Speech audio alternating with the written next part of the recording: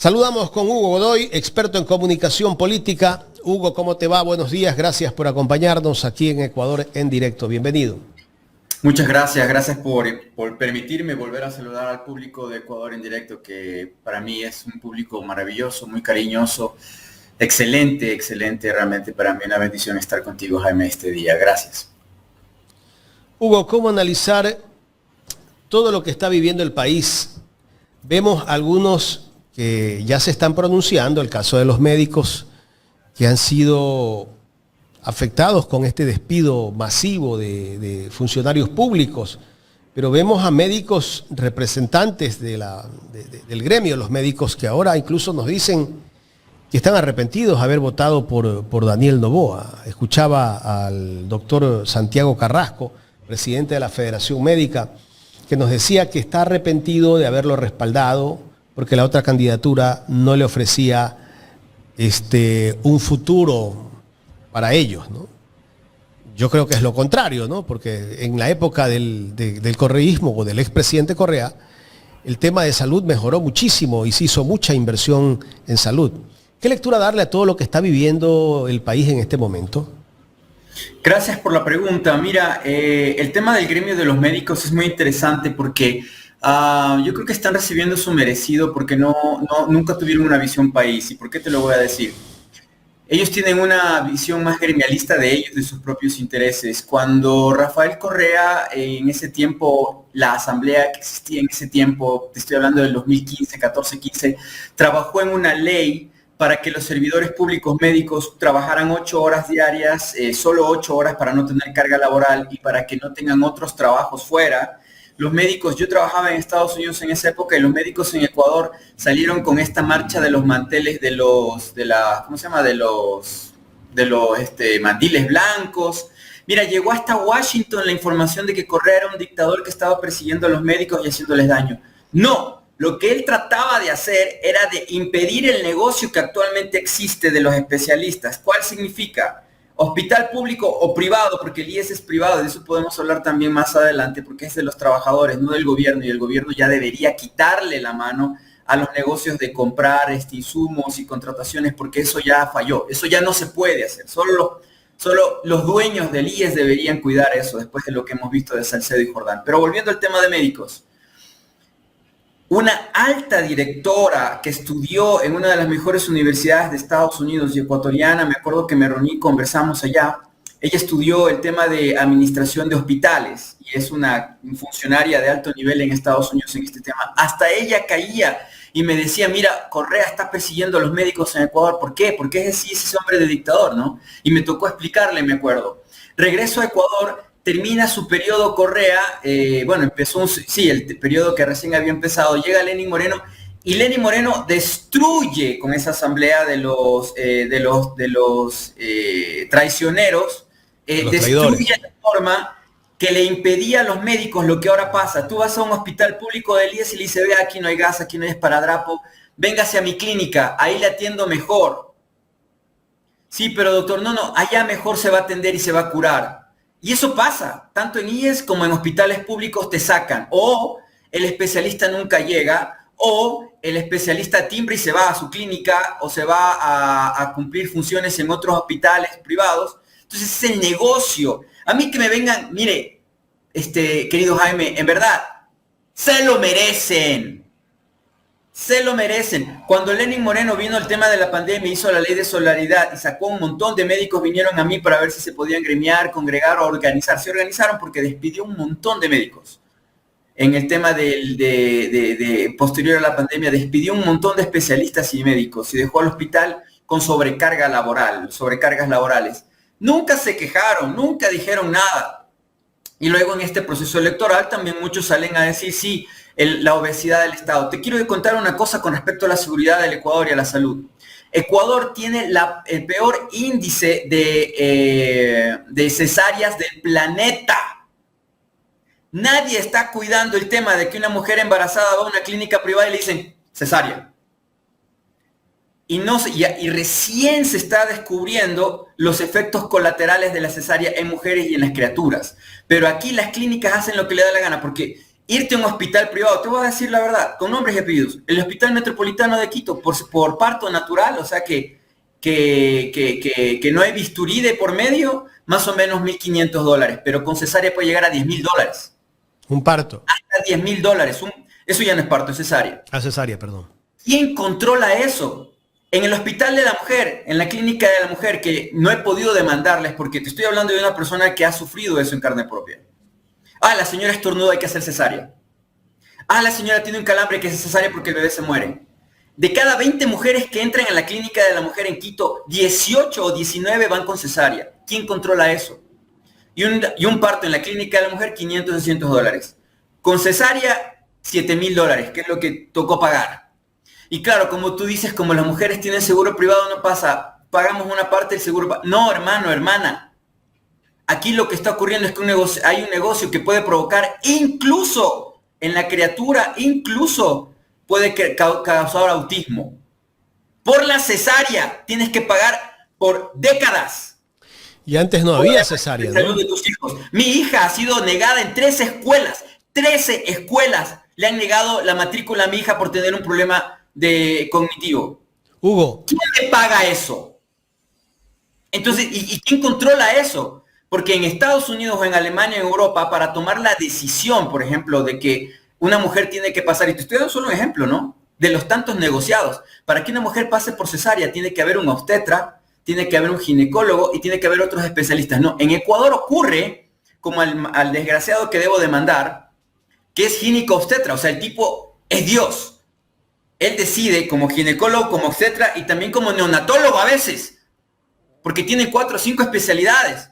¿Cuándo duermen estas personas? No, pero sí tienen pues para el Mercedes, sí tienen para los viajes a donde les da la gana, etc. Entonces, esto de los médicos, querido Jaime, quiso controlar Rafael Correa Delgado y le declararon la guerra. Los médicos han sido una mafia en el Ecuador. No aceptaban trabajar 8 horas, pues acuérdate que por eso fue el lío también, ¿no? Hermano, yo escucho a mi hermana es obstetriz, pero mi hermana es Florinda. Entonces, no, Correa, el domingo que la visité, dice, Correa también hizo lo mismo. Yo por no discutir, porque ya, o sea, seguir hablando con las personas que tienen otra postura, a pesar de que es mi hermana, y llegar a que tengamos un distanciamiento, mejor evité. Claro. Pero la realidad es esa, o sea, yo me acuerdo que los médicos no querían que les den 8 horas de trabajo, porque algunos tenían medio tiempo. Lo que hizo Correa es darles 8 horas de trabajo, pero les duplicó o triplicó el sueldo. Y no es que cobran poco. O sea, está bien, estudiaron, se profesionalizaron, pero mira, con toda esta experiencia que te menciono, y te estoy hablando del corazón, de mi vida propia, decido llevar al IES a mi señora porque ya las clínicas privadas son un negocio, una empresa, ¿no es cierto? Y no defienden, no protegen tus derechos. ¿Y qué pasa en el IES? En el IES resulta que como hay un especialista para un montón de pasantes, porque como despidió Moreno, no contrató Lazo, hay un montón de chicos de universidad que no saben ni poner una gasa ni un esparadrapo, y el especialista lo que hace es estar así, como Dios, ¿no? En el quirófano, o en terapia intensiva o lo que sea. Y tienes como 20 muchachos que están matando gente. Están matando gente, pero no es culpa de ellos, porque como vuelvo y te repito, son tan pilas pues en el MSP, en el Ministerio de Salud, ¿no? Son tan inteligentes, son pero lo máximo, dicen, votamos al personal y contratemos pasantes, pues eso no hay que pagarles. Entonces que las universidades vengan y hagan práctica, porque los muchachos tienen que estudiar, tienen que aprender, somos lo máximo, salvamos 2, le damos experiencia a los muchachos y de paso nos ahorramos el billete, pero estás matando gente pues. Estás causando problemas o consecuencias posteriores en las personas, del IES sobre todo, que no deberían ocurrir. A mí me viene un listado enorme, no sé si les pasa a ustedes como medio, de personas que les dejaron una gasa en el cerebro, que les dejaron una tijera en el intestino, que no hicieron bien las cosas. A mí casi me matan a mi hijo. Jaime, casi me matan en el IES a mi hijo. E investigando, claro, el médico tuvo que venir y decir, oye, lo siento, disculpa, estas cosas pasan. No, lo que pasa es que...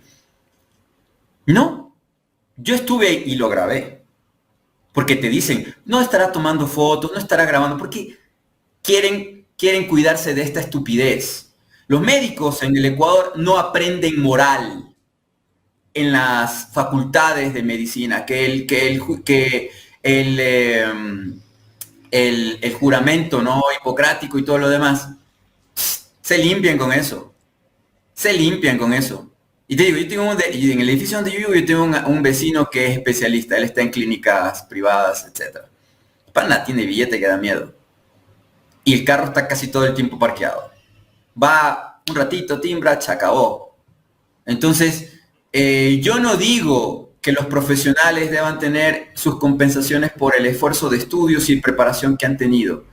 Pero todos tenemos que tener control, porque en arca abierta hasta el más justo peca. Y los médicos en el Ecuador, la única oportunidad, el único momento en que le metieron mano a los médicos fue en el gobierno de Rafael Correa. Tú sabes muy bien cuál es mi postura sobre Rafael Correa, pero eso es algo que tengo que decirlo. ¿Y sabes por qué también pasa el tema de las clínicas privadas? Porque en Quito, en el 13, ocurrió un acontecimiento terrible. Una turista francesa la apuñalan y en la puerta de la clínica interna del hospital Pichincha, de la clínica Pichincha, que en ese tiempo era de las más caras de Ecuador, como no encontraron los papeles de seguro porque la habían asaltado, en la puerta de la clínica del hospital, que era gigantesco, le dijeron, ¿sabe qué, señora? No la podemos atender. Si no me da la tarjeta de crédito del seguro, la señora se muere. Y se murió en la puerta. Y que ni siquiera la señora, una chiquilla de 22, 23 años, que en ese tiempo venía a gastar en Ecuador, a hacer turismo y hablar bien de esta naturaleza. Se muere, vienen los padres de Francia, demandan al Ecuador, demandan a la clínica, le ganaron a la clínica, hasta el presidente Rafael Correa salió a pelear por eso. La clínica Pichincha, ciertamente por las indemnizaciones, las multas y todo, quebró. Perdóname, sí, la hospital eran como 2 torres, quebró. Ahora solo hay unos consultorios. Pero proliferan estas condiciones, querido Jaime. Es un gran negocio. Y en Guayaquil, por ejemplo, todo el mundo dice, ay, es que yo tengo el seguro de la clínica. Y perdonen que lo diga con nombres y apellidos. Que la clínica Alcibar. No, es que yo soy ya clase media, ya tengo más o menos, me saco mi seguro de la Kennedy. ¿No es cierto? Pero lo que tú no sabes es que a ti te toca sacar ese seguro porque el dueño de esa clínica, porque uno de estos, acuérdate, fue ministro de uno de estos gobiernos. ¿No es cierto? El dueño. Edgar Lama. Claro. El que es ahora director del Seguro Social. Ejemplo. Ellos destruyen la posibilidad de que tú no tengas que ir a vender un riñón para salvarle la vida a tu padre cuando está en esas clínicas, porque después sales con 30,000, 40,000, 60,000 dólares de gasto. Por ejemplo, en el caso de las personas que tienen el tema de incubadora, ¿no? El caso de una persona que trabajaba con nosotros, su criatura en clínica privada, más o menos en incubadora, de nacimiento, estaba pagando 3,000 dólares en clínica diarios, 3,000 dólares. Pero claro, si tuvieras un buen sistema de seguridad, de salud, en general, un sistema con derechos, con garantías para todas y para todos, iguales ante la ley, esos 3,000 dólares no los tendrías que pagar. O no ocurriría lo que ahora pasa, que salen en el WhatsApp un montón de gente diciendo, ayúdame con la vaquita para este niño que falta medicina, ayúdame para esta persona que necesita, vamos a hacer un chancho solidario, un ceviche encebollado solidario para tal persona. Eso prolifera hoy en día. Porque uno de los grandes negocios del planeta es el tema del corregimiento de un sistema de salud que no previene, porque hay varias fases del sistema de salud en cualquier parte del mundo. Y tengo el honor, el privilegio de tener grandes amistades. Pero en prevención no se trabaja, pues. Absolutamente. Porque el negocio está en cuando ya llegas con el riñón colapsado, o cuando el cáncer ya es terminal. Si hubiera un sistema de prevención nacional, se trabajaría en cosas como lo que nuevamente hizo el gobierno de Rafael. Y se gasta menos, Hugo, en salud. Porque si tú previenes la enfermedad, imagínate, evitas que una enfermedad se desarrolle. Totalmente. Mira, lo que yo suelo decir en entrevistas internacionales, y estoy seguro, y sé que Correa está de acuerdo conmigo, él fue muy ingenuo en muchas cosas. Cuando se metió con la Coca-Cola, con esto del semáforo, que no existía en otra parte del mundo, el semáforo de Ecuador era algo... Eso estuvo bien. Inusual. Era algo, pero de avanzada en temas de salud preventiva impresionante. De México todos los productos que tienen azúcar. en México, en Chile, en Europa también ya lo están implementando, porque lo de Ecuador era innovador, porque antes te ponían en algunos otros países una pequeña etiqueta, pero no, en Ecuador la cajetilla de cigarrillos tenía una foto grandísima de las consecuencias de fumar. La bebida, como por ejemplo las azucaradas, ¿no? Pero ¿qué dijeron los dueños de las tabacaleras? Pues seguramente no les gustó allí. El negocio cayó drásticamente. Claro. Y de paso, no solamente eso, con el muerto medio caído le fue y le pateó en el piso. Después sacó un impuesto alto a las bebidas azucaradas que tienen una incidencia alta en el tema de diabetes. Mira lo que pasa en México. El presidente de México empezó a apretar y también a hacer lo mismo, pero eso no había ocurrido en Ecuador. ¿Y qué pasa hoy en día?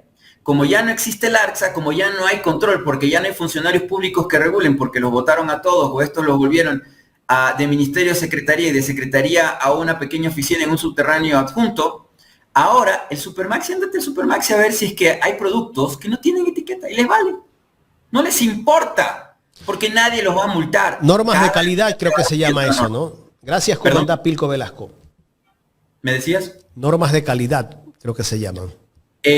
Claro, las de calidad son, por ejemplo, en el tema de que los productos que dice la envoltura sean realmente los apropiados, que el tema de salud no afecte la salud de los consumidores y esto. Pero esto de acá... Normas de control sería entonces.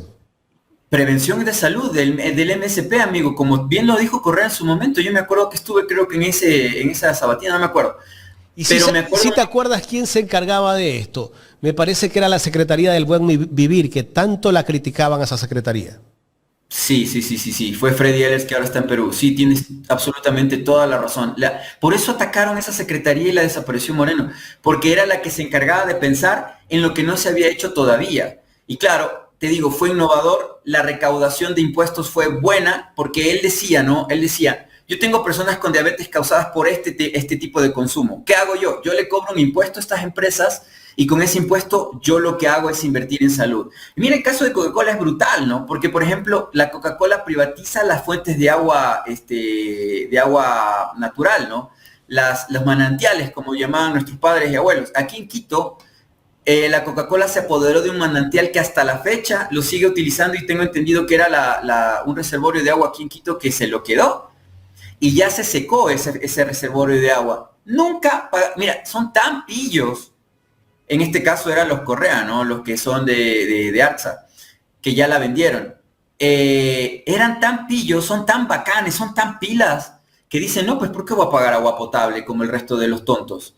Yo me voy a ir a la fuente de agua, a un manantial, voy a coger el agua del suelo y no le pago a nadie impuesto. Creo que al municipio de Quito, como siempre ha habido pillos de alcaldes, le pagaban por la concesión de la fuente del manantial 5 reales, después centavos, y después 5 o 10 dólares. Y la gente en el sector que peleó por el tema de ese manantial de agua, porque había vecinos y gente que se dedicaba a la agricultura que se quedó sin esa agua, los mandaban a silenciar, a la buena o a la mala. Ese es Ecuador, querido Jaime.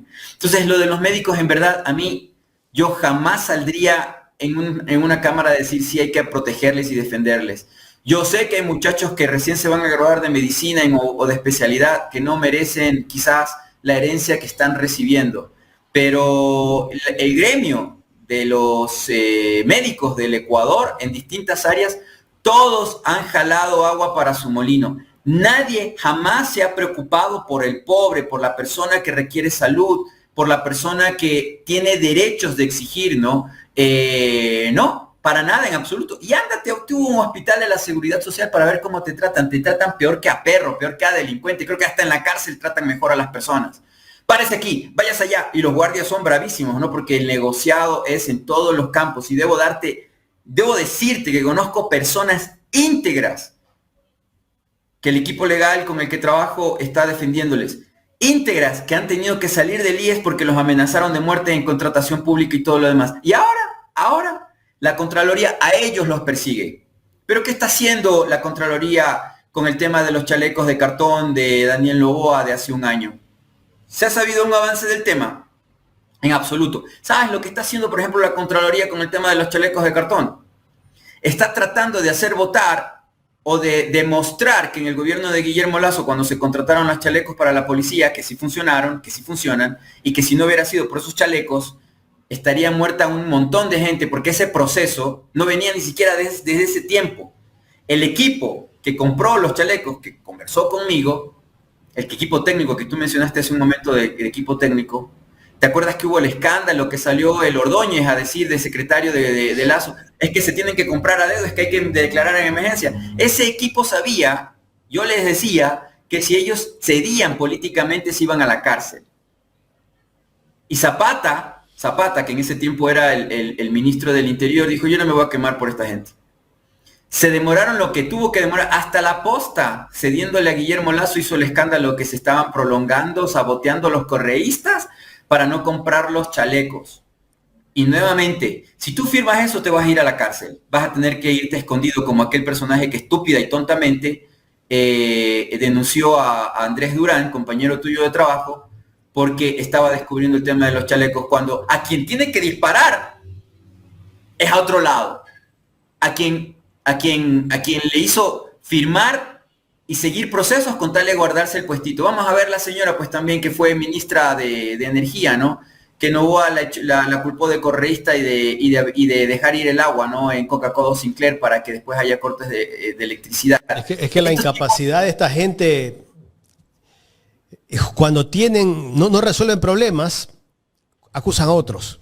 O sea, no pueden resolver un problema en el tema eléctrico. La señora Andrea Robo le dijo lo que tenía que hacerse dentro de ese ministerio.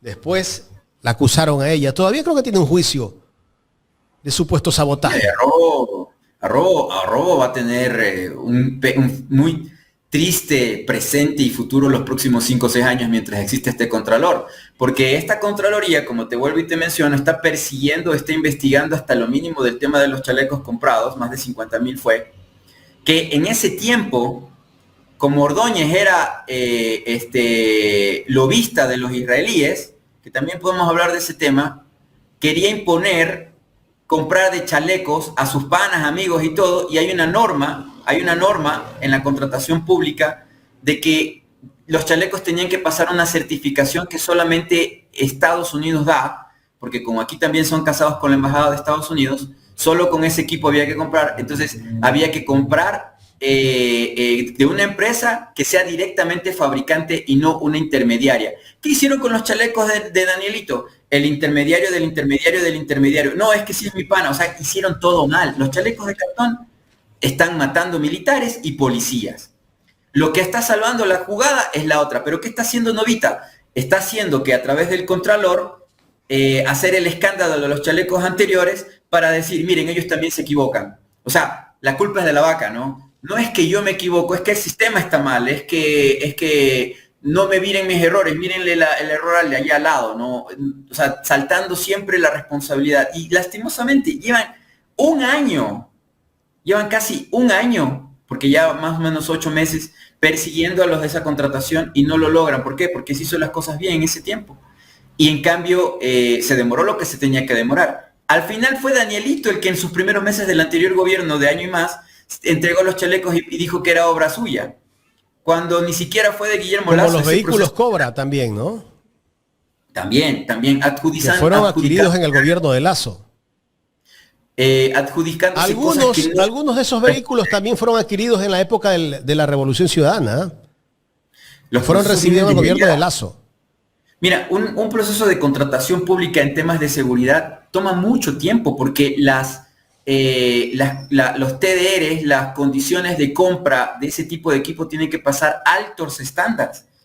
Mira que ni siquiera los chinos podían vender. Ni siquiera los rusos, que tienen el mejor equipo de seguridad, podían vender al Ecuador. Porque la norma, la estructura de compras a nivel Estado, por lo menos en el Ministerio del Interior, son estrictas y ya vienen de tiempo atrás. Y claro, cuando vino Danielito chabacanamente, su ministro de seguridad en el ejército, dijo, no, yo me paso todo esto, yo soy pilas, yo soy bacán, igual que Progen, yo voy a comprarle a este man y este man me lo garantiza. Y al final los chalecos eran cualquier desgracia, tuvieron que hacer hasta un show diciendo que sí cuida, que no cuida, que corta aquí. ¿En qué país del mundo, excepto este platanal, tienen que hacer ese tipo de verificación? Sería una vergüenza para la institucionalidad de policía o de ejército tener que demostrarle a la ciudadanía o a medios de comunicación que cierto equipo que compran o que tienen es deficiente o de mala calidad. Sería una vergüenza. Por eso yo digo que los que son más afectados del gobierno de Daniel Noboa, en definitiva, es la policía y el ejército. Porque como no hay plan Fénix y como no hay una regresión de este proceso de criminalización del Estado ecuatoriano y del país en general, la violencia es terrible y todo lo demás, Noboa se irá a Miami a seguir con su vida y se cambiará el apellido o quemará el pasaporte ecuatoriano si es que lo tiene y se quedará con el estadounidense para siempre. Pero pues el que se queda aquí es el militar y el policía. ¿Qué más? ¿Qué más estarán esperando estos jerarcas o tal vez los que son buenos, porque sí los hay, qué más estarán esperando ellos de la desinstitucionalización del ejército y de la policía en el Ecuador? ¿Qué más estarán esperando? Calladitos y viendo cómo el presidente o el gobierno, o los que gobiernan, que no solamente es Daniel Noboa, hacen destruyendo lo poco ganado. Mira las patrullas, ¿no? Las patrullas, esos Kia comprados hace como más de 10 años, todavía los repintan y los vuelven a pintar, y esos son los equipos que tiene que usar la policía. Yo no los veo salir a protestar. Esos vehículos en el gobierno de Lazo, acuérdate que los repotenciaron, dijeron que buscaron un término como que le habían puesto algo extraordinario a esos vehículos. Se gastaron más de 30 millones de dólares en vez de comprar vehículos nuevos. Pero todavía sirven, ¿no? Sí, son comprados en el tiempo de Rafael Correa y ciertamente que hay algunas cosas. Bueno, este gobierno actualmente, te digo por el ECU 911, te digo por lo de las patrullas que acabas de mencionar, etcétera.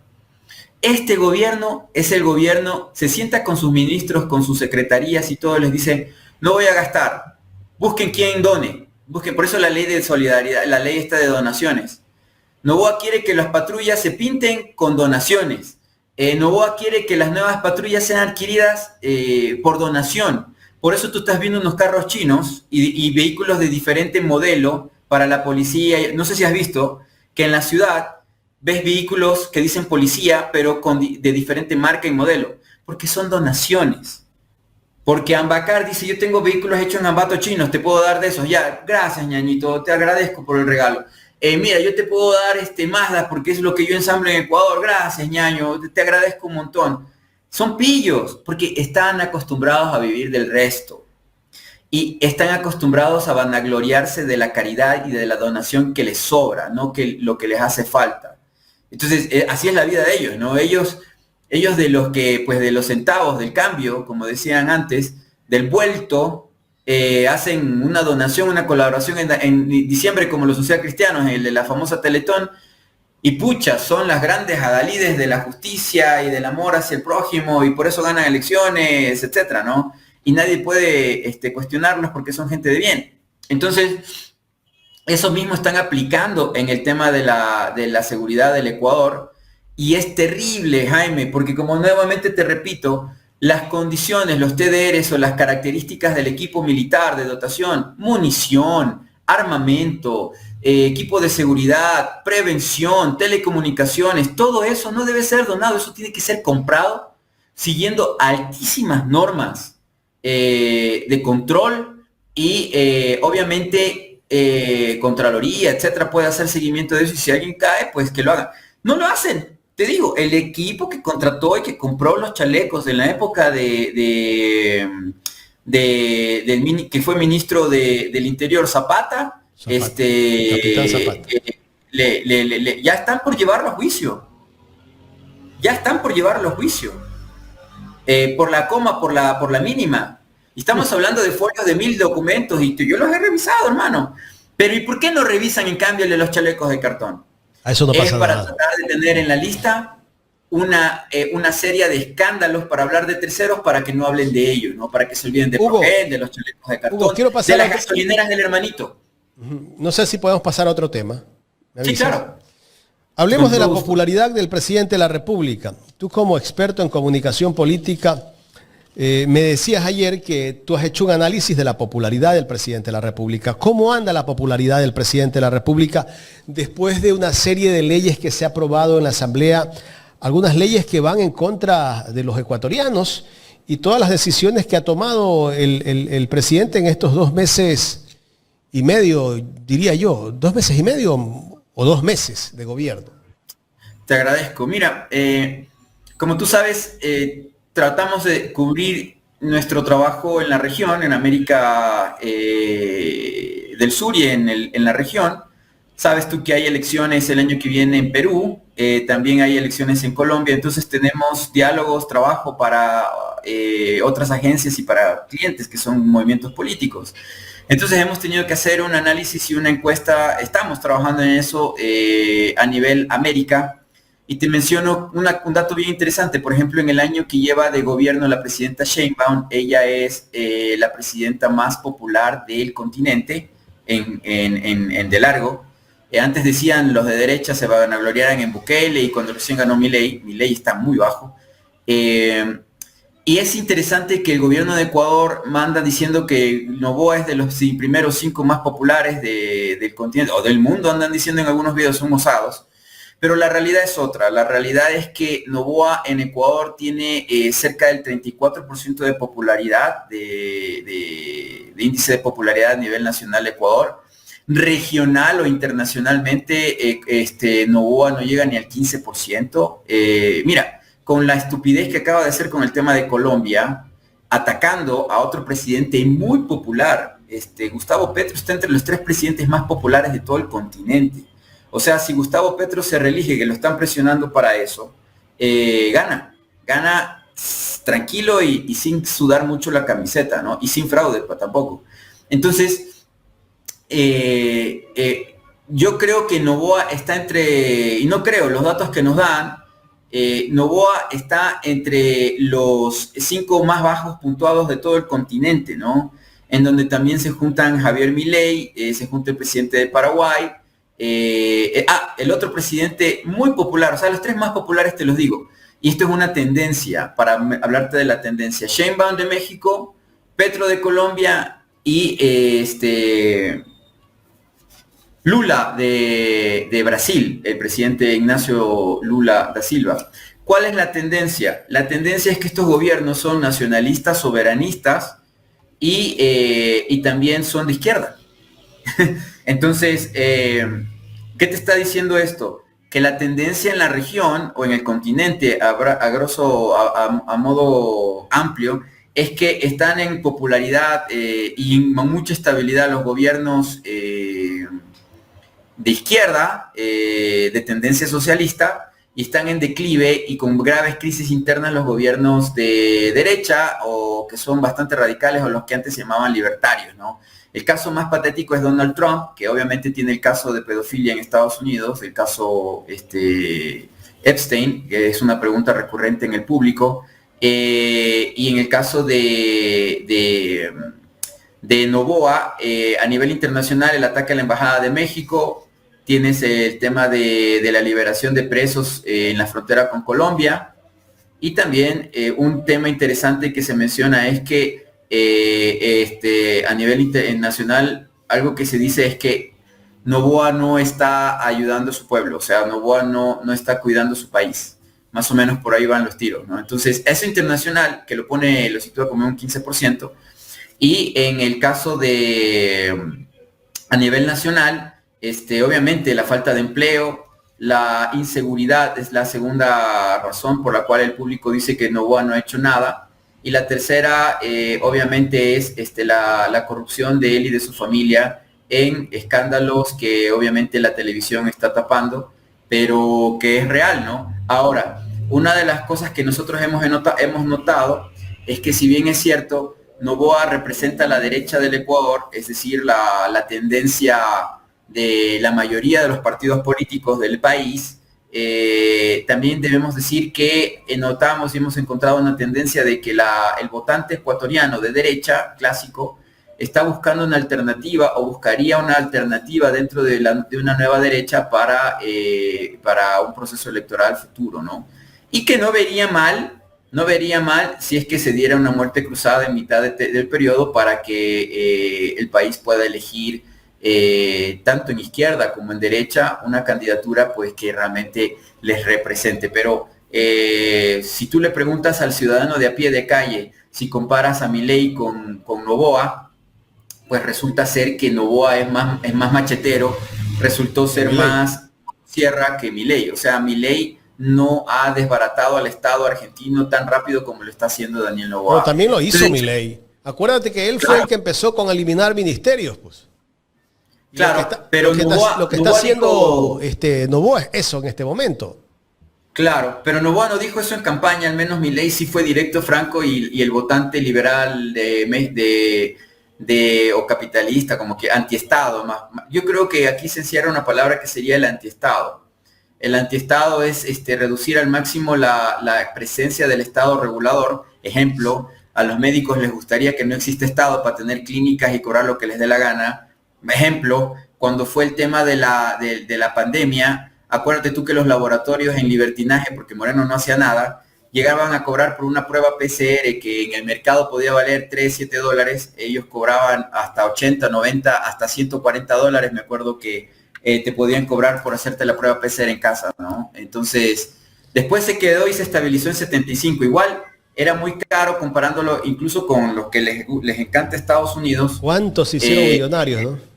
En Estados Unidos las pruebas PCR no costaban, ¿no? En Estados Unidos tú te ibas hasta con tu vehículo y en un espacio donde los autos se hacían a un lado, te hacían una prueba PCR gratuita. Aquí en Ecuador cobraban 75 dólares. La gente prefería encerrarse en su casita y decir, bueno, Diosito me cure, no sé si tenga... ¿Y el pobre cómo podía tener acceso a eso? El que no tiene los 75 dólares. Tal vez la gente que puede tener clase media, pero hay gente pobre que no tiene. Y hay familias que eran o son 5 personas, 6 personas. Sí, imagínate, esas circunstancias son alarmantes. Resignado a morir nada más. La realidad social que tenemos actualmente de violencia, de delincuente y una cooptación muy alta de juventud en crimen organizado se da porque, y en eso coincido con Andrés Arauz, por cierto, también el público sabe o puede decir cuál es mi opinión personal sobre Andrés Arauz, pero sí debo decir que en su campaña electoral, esto fue el 21, estábamos en mitad del confinamiento, él dijo, va a haber una grave crisis social si es que el gobierno no mete mano y no les da dinero a estas familias pobres y atiende sus necesidades, pueden delinquir, se pueden morir, puede pasar consecuencias de salud a largo plazo, porque las personas que se enfermaban del virus y no se trataban bien, si quedaban vivas, quedaban con problemas pulmonares, ¿no? Entonces, cardiopulmonares. Entonces, todas esas cosas él dijo, $1,000 a las madres, $1,000 a las mujeres que tienen tal cantidad de hijos que son pobres y que han sufrido las consecuencias del encierro, ¿no? Que no tienen un empleo formal. ¿Y qué dijo el votante de derecha? Yo también creo que hubo fraude electoral en el caso de Guillermo, pero no tan fuerte como el de Daniel. Sí hubo una población del Ecuador que votó por Guillermo y no creo, yo discrepo con la gente que opina, que piensa que el presidente de Creo, del que fue el director nacional, que murió de cáncer cuando gana Guillermo Lasso las elecciones, creo que Justicia Divina, él sabía de los casos de corrupción, él sabía del tráfico de drogas y de dinero en el Banco de Guayaquil, y era un empleado de Guillermo Lasso. A mí que me vengan a decir que el que se murió era un santo que por poco y volaba sobre dos alas porque tenía apellido bonito y era blanquito, que se vayan a comer corviches, de verdad, porque no hay que tener doble moral, ¿no? O sea, hay que ser sinceros y reales, ¿no? La verdad no tiene que ser enemiga de la justicia. Hugo, ¿tú crees que Daniel Noboa va a terminar el periodo? Mira, de lo que aquí van temas de corredor de Carondelet, ¿no? Tú sabes, hay cosas que se pueden y no se pueden decir, pero lo que sí te puedo decir, y que creo que Daniel Noboa quiere que se sepa, y se va a saber en su momento, es que él no quiere gobernar los 4 años. O sea, su estrategia y su plan se ha cumplido quizás en un 8. Tú sabes que estos empresarios son de ¿Por qué? ¿Por qué no quiere cumplir él los 4 años? Mira, ya te voy a decir algunas de las que ha cumplido. Los 80 millones que tenía que pagarle al sistema de impuestos ya los quitó. La primera meta para ser presidente ya se fue en este segundo periodo. Lo hizo rápido. Y él dijo en el debate que no los iba a pagar, ¿eh? Y está cumpliendo, ¿eh? Ese era uno de sus principales objetivos. Tiene una meta que es la que quiere cumplir con una consulta, pero con los datos que yo estoy dando y que seguramente otras empresas le van a dar a Daniel, no se va a lanzar a la consulta popular en noviembre. Si se lanza a la consulta popular y dice, no, pero si ya gané con fraude, chicos de CNE, háganme ganar las preguntas mías, va a ser complicado porque... Pero Hugo, ya va a entregar bonos nuevamente. pero le veo bastante difícil que gane lo de la pregunta por horas. Puede intentarlo, él se cree, ellos realmente sienten que el país es una manada de ganado. Si no lo gana en las urnas, en el CNE ya está armado todo, pues. Claro, o sea, sabemos que el CNE es corrupto, ¿no? Un caso patético del CNE es el tema de la recolección de firmas de la revocatoria de Muñoz. No se hizo absolutamente ninguna recolección en Quito y ya tienen las firmas, ¿no? O sea, ¿qué te está diciendo eso? O sea, iba a haber la consulta y no creo que hicieron una mesita para recoger 3 firmas como para disimular, ¿no? O sea, ya está cantada la situación.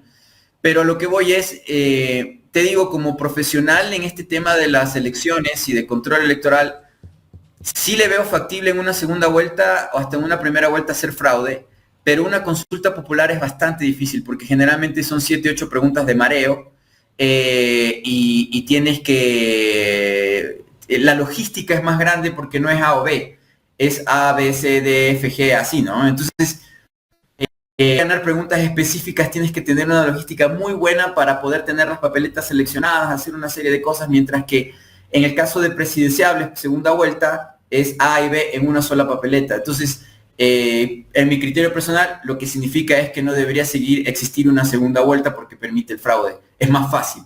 Pero una consulta popular es bastante difícil, por eso es que Guillermo Lasso las perdió, por eso es que Daniel Noboa perdió las preguntas de él en la consulta del año pasado. Su equipo le ha de estar asesorando, tiene equipo impresionante. Daniel Noboa tiene asesores internacionales, a los cuales sí cobran y cobran bien. Le han dicho que no se lance la consulta popular, como le dijeron que no haga la asamblea constituyente porque le iba a perder. Entonces, el asunto es que tal vez lo que buscarán será a través de la asamblea de cartones que tiene, ¿no? La asamblea de cartón que le dicen todo sí, que está dominada y controlada por él y por su grupo, que hagan una enmienda constitucional, pero recuérdate tú que las que ya se hicieron, las 4 que están metiéndoles con garrote a la Corte Constitucional, hizo que la señora Núquez, Victoria Núquez, renunciara. Tengo entendido que hay una división de opiniones ahí en esa Corte de 7. El que acaba de entrar ya entra con amenaza, condicionado, como que entrar a jugar fútbol y el árbitro le dice, ve, metes gol y te saco roja, o te mueves a la izquierda te saco roja, te metes a la derecha te saco roja. Entonces es bien complicado el tema, pero yo creo que lo intentarán a través de enmienda constitucional por la asamblea, por mayoría, no consulta. Por eso has visto que él incluso no ha hablado mucho del tema de la consulta para noviembre, estamos a pocos meses de eso. La encuesta que te menciono que voy a publicar, tenía miedo de publicar, pero como vamos a hacer una publicación nacional después de entregar informe a nuestros clientes, sí voy a poner como en el dato general la popularidad de Noboa a nivel internacional como a nivel nacional. No creo que eso haga que nos quiten la cuenta, ¿no? Pero no está en posición como de arriesgar lo ganado en una elección, después de lo que pasó con Ferdinand Álvarez, con los escándalos que vendrán más adelante también, porque como te dije aquí en este mismo medio, esa bancada de Asín Daniel Noboa, ADN, son los apellidos y el nombre de él, el partido va a tener muchos escándalos, demasiados.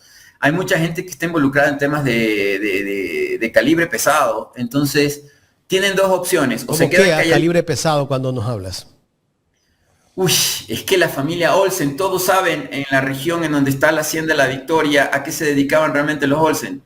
Y eso puede salir en cualquier momento, como cuando ya estás en el poder, ya te vuelves parte de la opinión pública y alguien va a salir a decir las cosas, como pasó en el caso de la investigación Caballo de Troya. Mira, si Guillermo no ganaba la presidencia, hasta ahorita podríamos estar pensando que Danilo Carrera es un santo, es un patriota, ¿no? Es un gran empresario, que el Banco de Guayaquil es un gran banco y todo, ¿no? Después, cuando llega Guillermo, supimos lo de Finansur, lo de Banisi, supimos el tema de León de Troya, supimos lo de Cherres, etcétera, etcétera, etcétera. El actual gobierno está haciendo suficientes méritos como para dejar una estela de corrupción y de escándalos. El caso de Godoy, el caso de la manipulación para sacar a Nubia Vera del juicio de la ex vicepresidenta ahora, ¿no? Que al final quedó en nada. Y creo yo que lo más grave de todo esto es que la votante de Daniel Noboa, de la investigación que nosotros hicimos, la mayoría de quienes votan por Daniel Noboa eran mujeres, son mujeres, están vivas, y les quita el Ministerio de la Mujer. Explícame eso. O sea, no se entiende ver que el presidente de la República hace lo que quiere, ¿no? Y en campaña decía una cosa, y ya en el ejercicio del poder, él hace lo que le da la regalada gana. Pero como tú dices, tiene buenos expertos en temas de comunicación. Todo lo que él hace tratan de posicionar lo que es lo mejor que está haciendo y que le conviene al país. Y lo peor es que hay gente que le está creyendo ese mensaje que está enviando a través de las campañas que hace el gobierno, ¿no? Bueno, la estrategia de él es que como hace tantas cosas mal y su gobierno tiene mucha corrupción, lo que está haciendo es destruyendo la competencia, ¿no? Es como una carrera en la que los otros competidores los sacas de la carrera a último momento. En la carrera le rompes la rodilla a otros y el que te puede ganar, no sé, pues lo envenenas, ¿no? Mira lo que está haciendo con los alcaldes populares de Ecuador, ¿no? Tienes el caso de Aquiles Álvarez, que te debo dar esta exclusiva, según tengo entendido, ya está decretada la decisión de la prisión preventiva. O sea, le sigue con la actitud público. Si aquí le sigue y su popularidad sigue estable y en aumento. Tuvimos una interrupción hace unos segundos. ¿Puedes repetir desde hace unos 30 segundos lo que estabas diciendo? Te comento. Lo que está haciendo Daniel o su equipo es destruir a sus potenciales rivales que puedan ganar un proceso electoral en papeleta. Entonces, ¿a quiénes está atacando? Está atacando a los alcaldes de las ciudades más grandes del Ecuador, Muñoz con el tema de la revocatoria de mandato, porque eso está financiado desde allá. Y te digo, ya está tomada la decisión para sacarlo a Muñoz de la alcaldía de Quito. O sea, lo van a sacar. A menos, ojo con lo que estoy diciendo, a menos que se haga un pacto de sobrevivencia. No te ataco, no te destruyo, no me saques. Y resulta ser, este diálogo lo debemos tener abierto. ¿Le conviene hacer un pacto a Muñoz? Yo no creo. Por último, sácame. Y la carta que asoma hace pocos días de Muñoz y compañía, ¿qué te parece eso? De decir, Muñoz, mire, señor presidente Rafael Correa, el partido no anda bien, bla, bla, bla. Eso se dice, ñaño, déjame terminar mi periodo, déjame tranquilo, no me saques, y si quieres yo me voy contra Correa. Sobrevivencia. Para distraer, ¿no? Aquí, caja china. Porque aquí es plata o plomo. Aquí es plata o plomo. Pero ese que es tú dices que es un acuerdo que hay con el gobierno hacer esa carta. Definitivamente. Yo sabía ¿Para qué? ¿Y cuál es la intención del gobierno, del presidente? Bueno, en el caso práctico, cuando decidieron perseguir a Aquiles y también a Muñoz, y algunas figuras relevantes que podrían ser potenciales rivales para unas presidenciables de aquí a 4 años, porque si por último Daniel ya no quiere ser presidente, él deja el partido y tendrían que poner a alguien para que sea un candidato o candidata que gane las futuras elecciones, ¿no? Por cierto, otro regalito para los votantes de Daniel Noboa. La bancada de Daniel Noboa también la ha peleado para quitar esto de la participación de las mujeres, ¿no? Que tienen que ser binomios hombre-mujer, que tiene que haber más presencia de mujeres en figuras, en puestos tanto de elección popular como también de selección por parte de gobierno. Mira, cómo ataca a las mujeres Daniel Noboa, ¿no? Pero esas fueron las que votaron por él, porque después de la novela de Cuarriza salía el comercial de Daniel. Bueno, eso es otro tema, eso es publicidad, pero volviendo al tema, Aquiles es la figura política con mayor popularidad y respaldo a nivel nacional. No solo porque está en la ciudad y alrededores más poblados, en la región más poblada del Ecuador, sino también porque esa región es la más desilusionada de Daniel Noboa en este tiempo, porque no hay que olvidar que sí hubieron votantes en Guayaquil, como tú bien mencionas, hay florindos, hay lacistas, hay novoístas, hay León Febres corderistas, hay negocistas, hay gente que aunque pues les pongan delante el oro va a decir, no, yo prefiero la caca, perdóname que te lo diga así, pero está, porque están acostumbrados a eso, ya están programados a esa situación. Entonces hay un voto fuerte de derecha en la costa ya por tradición. Entonces el asunto es que ese votante está sufriendo las consecuencias de un gobierno que no ha logrado tomar las decisiones ni ha hecho el ejercicio práctico de limitar la delincuencia y la violencia en la costa del Ecuador. O sea, y el último refrán que están diciendo en la costa los pelucones es, no, es que lo que hay aquí en la costa es delincuencia organizada. No hay el robo, no hay, o sea, tú puedes caminar, puedes irte a Salinas, tomarte tus tragos, puedes salir a festejar y todo lo demás. No, aquí no hay ladrones, aquí no hay violadores. O sea, lo que aquí hay es crimen. Y crimen es billete y bla, bla, bla, y entre ellos se matan. Es en verdad, pero eso es lo que están planteando. Eso es lo que se está planteando, pero es totalmente falso. Hay sectores en Guayaquil en donde ciertas horas no puedes caminar. No porque están vendiendo droga en la esquina, sino porque definitivamente hay delincuencia común, hay gente que se muere de hambre, hay gente... Bien, la entrevista que ustedes le hicieron al abogado que está trabajando con la alcaldía de Guayaquil en prevención de lo que ya hemos venido diciendo, que Ecuador es el país del continente que tiene una crisis de adicciones en juventud brutal. Aquí hay una pandemia de adicciones, pero se metieron a decir, no, es que es la tabla de consumo, ¿no es cierto? Pero no, había una Secretaría de Prevención de Adicciones, de este fenómeno de la adicción. Moreno la desapareció. El presupuesto para prevención en colegios y universidades nunca lo utilizaron. Las campañas de prevención, ¿tú has visto, querido Jaime, una campaña de prevención de consumo de drogas en medios de comunicación? No existe. Lo que bien dice, perdóname el nombre del abogado, no me acuerdo ahora, es la ley del garrote. No, es que al consumidor y esto... Pedro Granja, perdóname, gracias, discúlpame. Y Granja, con el alcalde aquí les están haciendo lo que hay que hacer, lo que decía la ley. Lo que decía la ley que la asamblea de los levantamanos, que ahí inventaron la palabra borrego, era la eficacia. Y hay libros que te lo demuestran, hay científicos que te dicen tal cual qué es lo que está pasando. Yo por aquí debo tener uno a la mano, pero ojalá él quiera, para que te demuestre que sí existe la literatura respecto a ese tema y esa investigación, que lo venían previniendo desde hace mucho tiempo atrás. Y lastimosamente, reducción del Estado, reducción No, es que la culpa es la tabla de Correa. Pero volvieron a poner la tabla, pues. Porque saben, porque lo hicieron con intención. Le echaron la culpa. Querían criminalizar al consumidor, ¿no? Esto es como el hijo se porta malcriado con el padre, que les da de comer, que les da techo, que los ama, que los cuida, porque no les dejan ir a la fiesta donde saben que va a ir gente que consume drogas. Y se pelean con el padre. Eso es lo que le pasa al pueblo ecuatoriano por ignorancia, porque no saben, no entienden. Entonces, en este momento, y qué bueno que hayas invitado a Pedro Granja hace 2 días porque te dio datos duros, que también yo los he dicho un montón de ocasiones. La gente los chicos se están metiendo drogas en formas impresionantes. Los barrios, los sectores más pobres del Ecuador viven una crisis de drogas brutales porque además de que consumo drogas que son altamente dañinas y contaminantes, para poder consumir más y para salir de la pobreza, de la miseria, vendo en la esquina, vendo en el barrio, y después me dice el que me vende, me dice, mira, toma esta arma para que te defiendas y para que botes a los de la cuadra que te puedan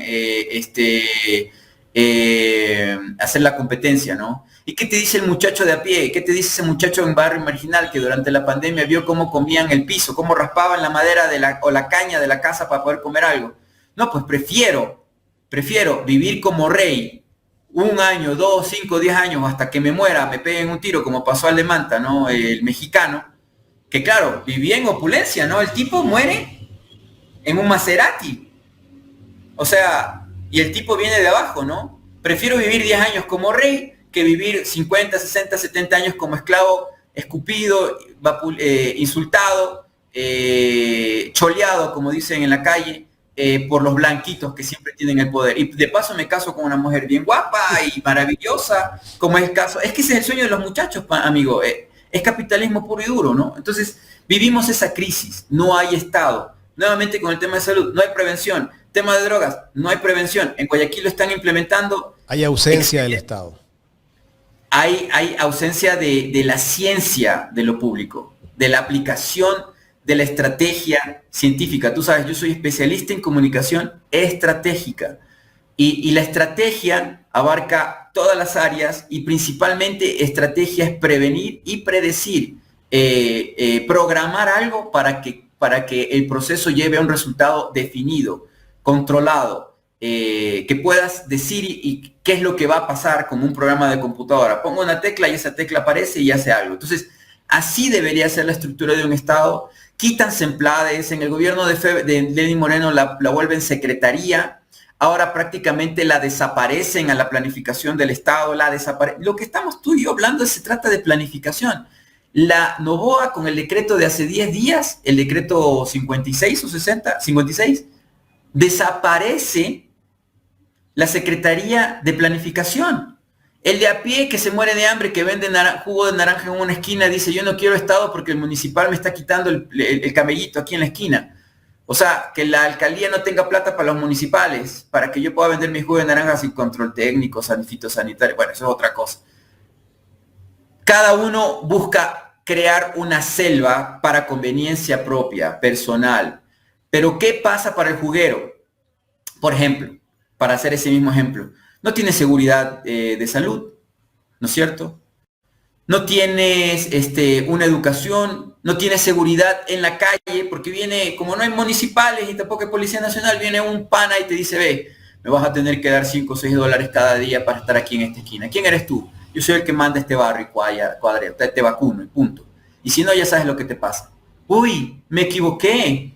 No tener Estado. Es que la gente es inocente, ¿no? Nuevamente, como le digo en muchas oportunidades al tema de Rafael Correa, la prevención tiene que ver mucho con no ser inocencio, por pecar de esta palabra que no uso muy común, pero que en el Ecuador tiene que memorizarse en cada una de las mentes de las y los ecuatorianos, ¿no? No debemos ser ingenuos. Los gobiernos anteriores y la estructura política interna y cercana a Rafael Correa fueron muy ingenuos, demasiado. Mira lo que está pasando ahora con el tema de Jarrín, ¿no? La traición de Jarrín, que es el más grande asesor relevante de Daniel Noboa. ¿Por qué se va de la gasca de ministro de gobierno? Porque se cansó de ser el tonto útil. Porque el que toma las decisiones... Pues. Buen punto. ¿Tú crees? Bueno, claro, tenemos este Consejo de Participación Ciudadana que es más, drones o carritos a control remoto de Carondelet que cualquier otra función del Estado, que por cierto, estos personajes que se dicen demócratas son dictatoriales en todo el sentido de la regla. Porque cuando Guillermo Lasso llegó a presidente y se cambió la ley para que sean designados por votación popular no partidista los consejeros del Consejo de Participación Ciudadana y Control Social, el Consejo de Tuares, ¿qué hicieron los del Congreso de ese tiempo o Asamblea de ese tiempo que eran morenistas? Destituyeron a toditos. Bueno, se vino la consulta popular para ponerlo a Trujillo y compañía, que no fue escogido por el pueblo, sino fue a dedo, por los poderes plutócratas del país. Sacaron a los elegidos popularmente. Se quedan los de a dedo, como algunos personajes desagradables que hicieron mucho daño. Viene otro proceso de elección, llega gente elegida por el pueblo, ¿qué importa si tenía la camisa celeste o lo que sea? Fueron elegidos, voto, el voto es justicia para el pueblo. Y los destituyen hace pocos meses con el tema ligado. Porque eran incómodos. Nunca ha existido el respeto al votante respecto al Consejo de Participación Ciudadana. Nunca ha existido. ¿Y qué es lo que quiere Noboa? Una consulta popular para sacarlo al Consejo de una vez, para no tener que hacer tanto juego, tanta jugarreta, tanta consulta popular, tanta amenaza, tanta manipulación, ¿no? Porque es complicado. Entonces, yo digo, Señor presidente Daniel Noboa, aquí en Ecuador en directo, le invito. Si usted quiere hacer una consulta popular para sacar un poder del Estado, ¿por qué no le preguntamos también al pueblo ecuatoriano? Vamos, preguntémosle al pueblo si queremos sacar a la asamblea, porque la asamblea de las instituciones públicas es la menos puntuada de todas. No llega ni al 6% de popularidad. Saquemos a la asamblea, saquemos a los asambleístas, busquemos otra figura. ¿O por qué no sacamos la presidenciable? Porque realmente Ecuador ha tenido puros malos presidentes en la mayoría de los casos. Y yo como empresario digo, si yo tengo 10 empleados, y de esos 10 empleados, 3 no me funcionan, o ese puesto, ese cargo me está causando inconvenientes, ¿qué yo hago en mi empresa? Usted es empresario. Decido sacar esa función, decido despedir ese personal, decido hacer otra reestructuración, un reorganigrama se llama, ¿no? Una reingeniería de mi institución, de mi empresa. ¿Por qué no hacemos lo mismo? No, Moreno ha sido un desastre como presidente, con tantos poderes. Lasso fue un desastre como presidente. Y usted, señor Daniel Noboa, también no se queda atrás. No es una solución para este país de cerca de 18 millones que mueren cada día un montón y otros 250.000 se van cada 6 meses por tierra, a donde sea. Pongámosle a preguntarle al pueblo, ¿quiere usted que haya un presidente elegido popularmente o quiere que el presidente, que el país, que Ecuador sea como España, como Italia, como Alemania? O sea, que el Congreso, el Senado, la Asamblea elija un presidente o un primer ministro. Vámonos al primer ministro mejor. ¿Por qué no preguntamos eso? Vamos a la consulta. Preguntemos si la gente quiere que se vaya al Consejo de Participación Ciudadana. Perfecto. Pero también preguntémosle si no queremos quitar la figura de presidente o quitar la figura de la Asamblea.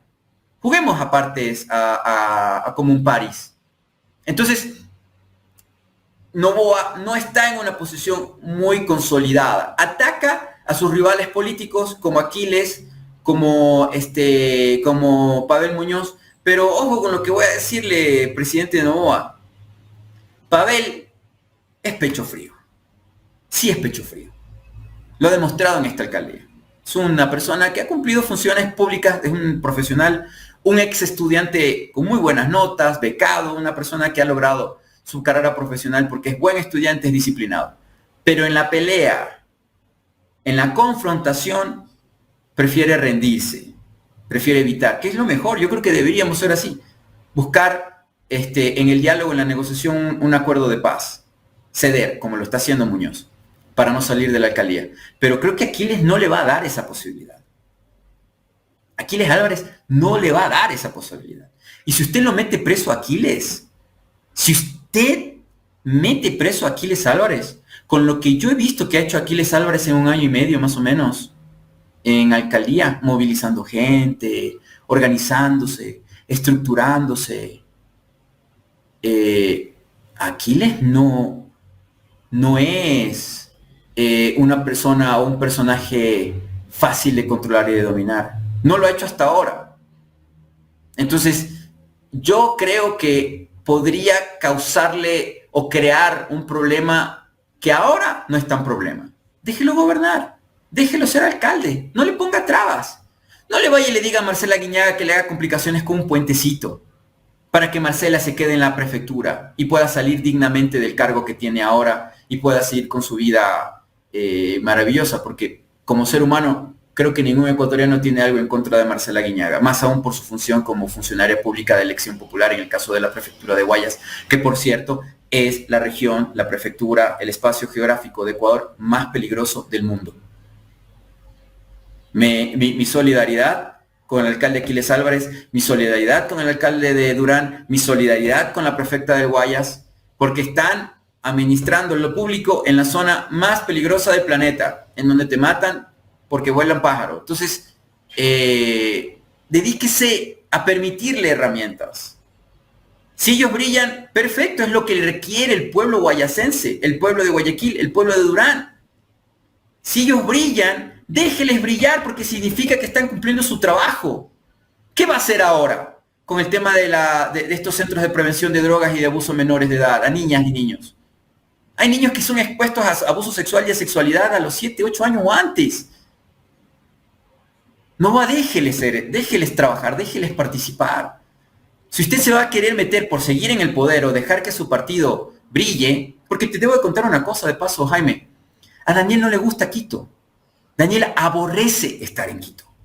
Le desagrada Quito.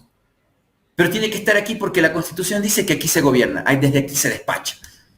Y Quito fue la que le dio la mayoría del voto nacional. Quiteñas y quiteños, le debo decir que a Daniel le da asco estar en Quito. Detesta la serranía de Ecuador, sobre todo Quito. Por eso te digo que le cuesta gobernar más tiempo. Él no quiere estar más allá de 2 años y que la señora Pinto le suceda o algo por el estilo, porque se van a inventar cualquier cuento chino, ¿no? Es salud, algún tema de esos, pero claro, dejando toda la estructura bajo control, ¿no? Y monitorearla satelitalmente. A Daniel no le gusta gobernar Ecuador porque no le gusta Guaquito. Sí le gusta Pero Santa sí le gusta Elena, viajar, ¿no? Sí le gusta viajar, irse 15 días de vacaciones de trabajo, Daniel, ¿no? Daniel no pasa una semana entera en Quito, nunca.